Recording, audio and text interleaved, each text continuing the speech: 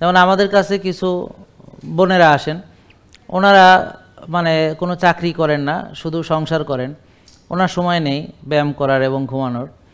কিন্তু আবার অনেক বোন আছে যারা চাকরি করেন, সংসার করেন, তাদের আবার তারা জিমে যান, তারা সব কিছু মেনটেন করেন, আর্লি ঘুমান, সব তারা সব পারে, তাদের সময় আছে, তারা সময় আছে কিন্তু ওদের সময় নেই। তা এরকম সব আমাদের কাছে আসে, সে কেউ কেউ এসে বলে আমার সময় নেই শেখার।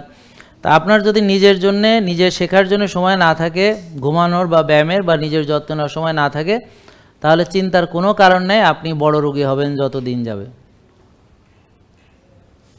তাহলে আমরা রুগী কারণ আমার জন্য সময় নেই, আমরা রুগী কারণ সময়টা আমার শেখার জন্যে, যেভাবে ভালো হবো সেটা শেখার সময় নেই, আমার ব্যায়াম করার সময় নেই, আর আমার ঘুমানোর সময় নেই। সময় আছে হলো আমি বারবার খাওয়া, 6 বেলা খাওয়ার সময়, দাওয়াত খাওয়ার সময়, রুগী হওয়ার সময়, অলসতা করার সময়, বিলাসিতা করার সময়, মোবাইল টেপার সময়, জলসা দেখার সময়, সিরিজ দেখার সময়, হ্যাঁ মানে সব সময় আছে, শুধু সময় নেই হলো নিজের যত্ন ভালোর জন্যে।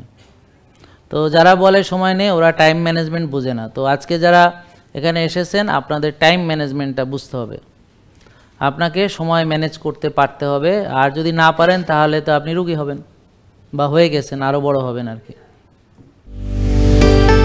জেকে লাইফস্টাইল, ওষুধ মুক্ত সুস্থ জীবন।